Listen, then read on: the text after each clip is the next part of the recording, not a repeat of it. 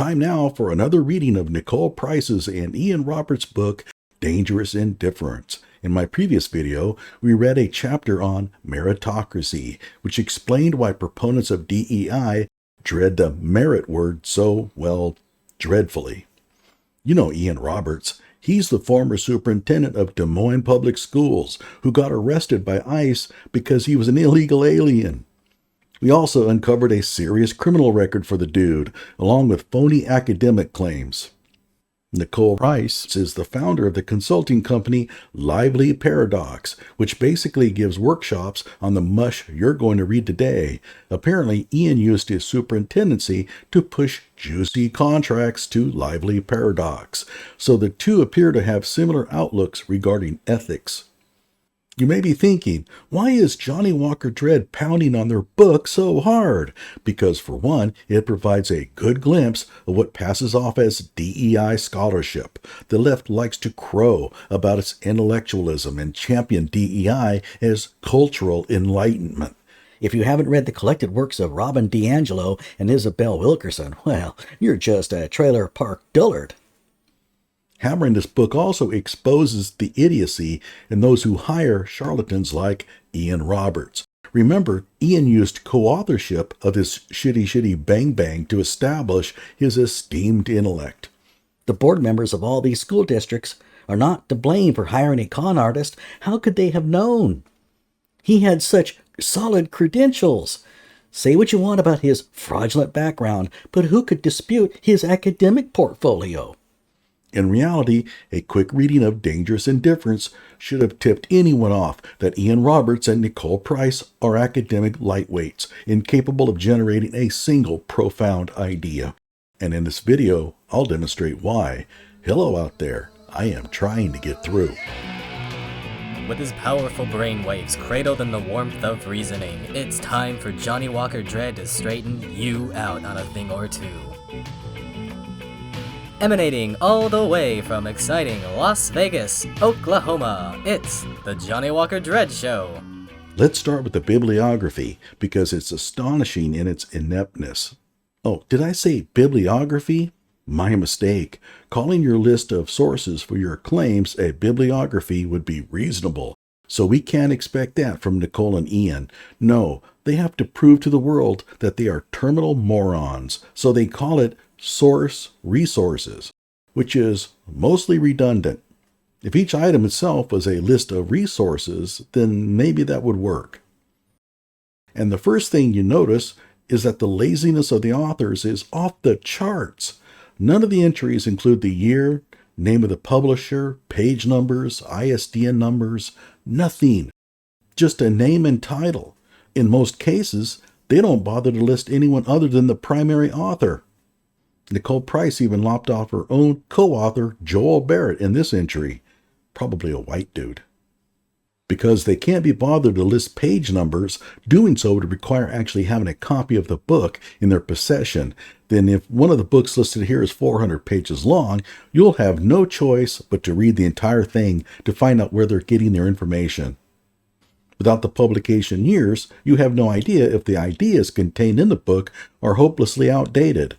Without an ISBN number, you have no way of knowing if the book you are purchasing is the same one cited. There are only 21 references in total, and none of them are cited in the text. Of these 21, 5 are their own, all of which are self-published, of course. Keep in mind that if you're writing a book with very low stakes credibility criteria, like the history of REO Speedwagon, then not citing sources throughout is acceptable. People are reading your book more for entertainment, not didactic learning. This book absolutely needs justification for its claims, and so the bibliography you see here is inexcusable. Only one entry points to a peer-reviewed journal article. One, but it's a study on Croatians.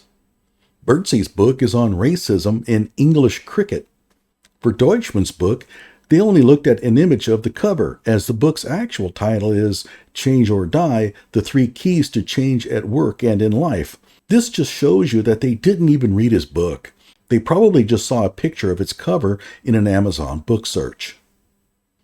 Now, providing that information like the year, publisher, ISDN number would have helped them pad the length of the book, so there would have been a motivation for doing so. That just goes to show you how lazy they were. Instead of including this information, they just changed the font size to 18 points and line spacing to 32 points.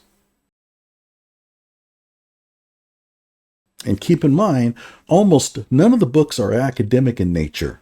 They're just the popularizers you find for sale at the airport. Paulo Freire's book is well loved by the left, especially public school teachers, because he was a staunch advocate of public education as a tool for molding the political thoughts of students and therefore advancing social change. And it wasn't just any sort of social change he desired. He was an avowed Marxist. Of course. I'm not joking. Of course, they have to list Robin DiAngelo's book, White Fragility, Why It's So Hard for White People to Talk About Race. A book I could have written because it would have required fewer words than her own title. Chapter 1, they don't want to get fired. Chapter 2, they don't want to get beat up. And unlike Dangerous Indifference by Nicole Price and Ian Roberts, I actually cite my sources. Gee, I wonder if Nicole and Ian have something against white people. So let's get on with the reading. In this video, we'll focus on the chapter titled Culturally Responsive Leadership in Education. And so it begins. The 1974 Public Law IDEA mandated that students with a disability should be educated in environments that provide them with a free, appropriate public education. While the average number of students in the United States who are protected by IDEA is 14.5%, in a growing number of school districts, urban and suburban, this average exceeds 21%. The average number of students is not 14.5%. That's the average percentage of students. Same goes here. Where is he getting this information? Who knows? Certainly none of the bibliography entries serve as a primary source. Children with special needs under IDEA have been historically educated in self-contained environments, for example, special education classrooms, with their disabled peers.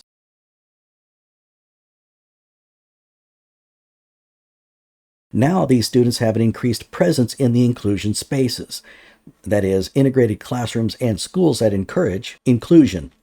Our research confirms that school leaders in inclusion spaces are not necessarily culturally responsive. First of all, I'm not sure what research you're citing, because only one entry in your joke of a bibliography mentions a collaboration between you two, and it's a book on deploying this DEI clown show in business, not education. They just write, Our research confirms, as if saying it makes it so.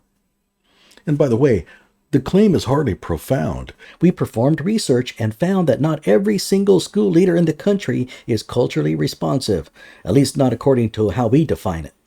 I have warned all of you many times about the dangers of using determiners like many, few, seldom, rarely, when making such empty claims. Research shows that many of our children have criminal records by the time they reach 14. What's many? 1,000? 20? 4? And even if you tell us it's 20, on what basis can you claim that 20 is many and not just a few? All too often, the playing of video games leads to self-harm. Is 30 all too often, or is it seldom?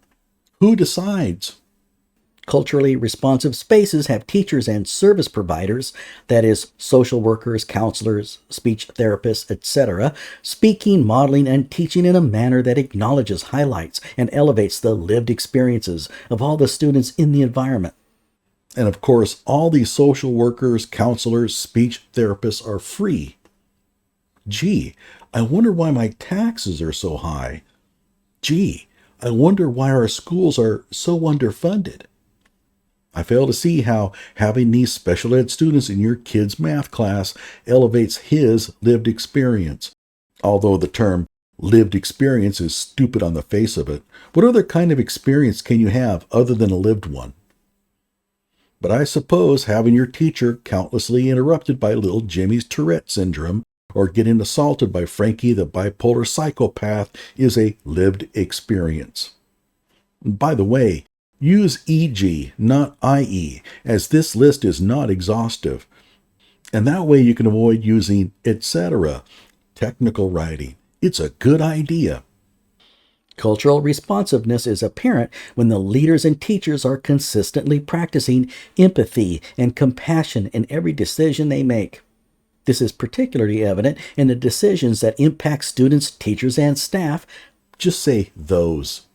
who bring a variety of experiences and practices into the school or district space. Criminy. Just say onto campuses. It is important to note that this work goes beyond having a moral compass. It also means that teachers and administrators recognize the benefit to their entire district by having children with disabilities as part of their school community. Now, where is your citation for the claim that having students with disabilities in regular classrooms benefits the school community as a whole? That notion seems lost on private schools and charters, who often find ways to prevent the disabled from enrolling. Special ed teachers are expensive, and they represent nothing more than additional staff hirings. If 20% of your student population falls under IDEA and your school enrolls 1,000 students, that's 200 students that need special accommodations, therapists, ADA compliant supports, special ed instructors. All that costs money. These students can also disrupt the learning environment for other students, often in seriously violent ways. Remember their claim, having special ed students in regular classrooms benefits everyone. Okay, how many teachers out there love to have special ed students in their classrooms? Not many.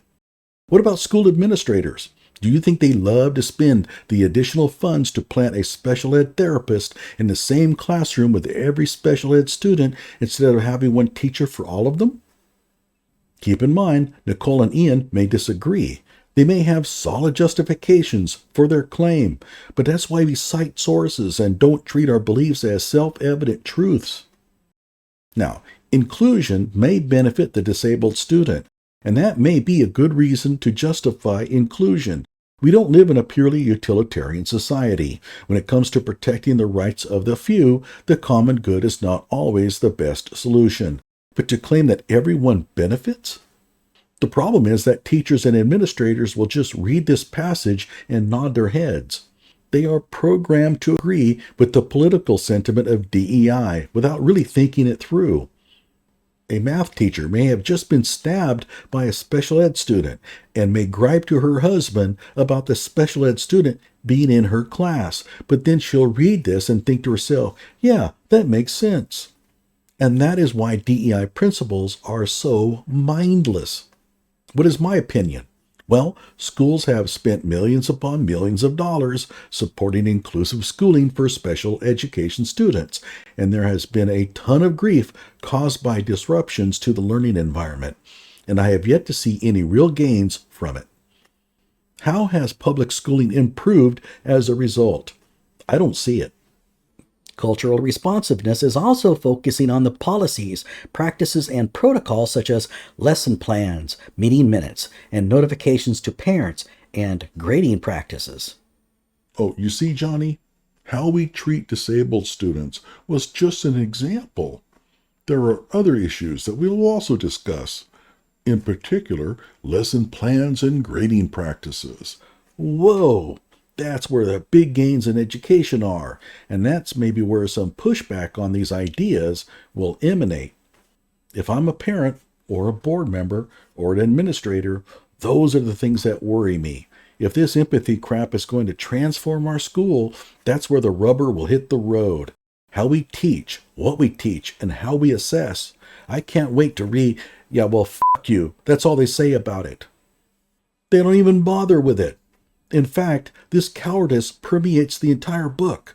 All throughout, they avoid any mention of anything that could possibly raise objections. All of the language is cast into benign euphemisms. All of the examples they employ are super safe. Look at the next section. Industry example. Oh, wow, we're going to tangle with those who argue for monetary gain over employee inclusiveness. Man, that's a tinderbox of controversy. How do we maintain profits while accommodating those who are not maintaining our standards? And nope, it's extroverts versus introverts. Possibly the safest example one can find. All of these mission-critical aspects of exemplary classroom and school operations must take into account, highlight, and acknowledge the lived experiences of all students. Lived experiences again. Oh wow, I hate it. And it should be done without watering down the rigor, expectations, or robust nature of the programs for either group of students. You place little Jimmy, who is 4 years below grade level, in 8th grade algebra because you want him to experience the same social environment as his peers. How do you do that without undercutting the rigor of the instruction? How do you do that without lowering expectations? If this book had any value, it would help answer those questions. Their solution is to say, it should be done without doing those things. Just don't do it. Keep in mind that Price and Roberts are not alone here. None of the other DEI pushers have any answers. Go to a conference and ask the presenter, I get why you want our instruction to be culturally relevant, but how do we do that? What do you want us to do in the classroom? Real actions to achieve that. Watch them shrink. They have no answers. Thousands upon thousands of conference talks, millions upon millions spent on consultants and speakers, and nothing gained, no solutions. There should be no evidence that elevating the experiences of one cultural group diminishes the experiences of the other. There should be no evidence? Is there? I mean, the evidence is either there or it isn't. In essence, they're saying, we would hope that elevating the experiences of one cultural group doesn't diminish the experience of the other. But maybe it does.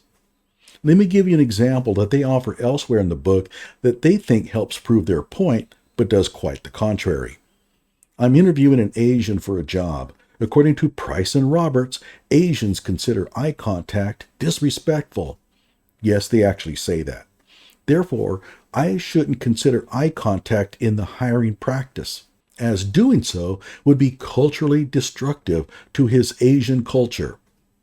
But if the Asian doesn't make eye contact with me during the interview process, he's being culturally destructive to my American culture that values eye contact. Why should one forfeit their culture for the sake of the others? And if one has to forfeit their culture, why shouldn't it be the applicant?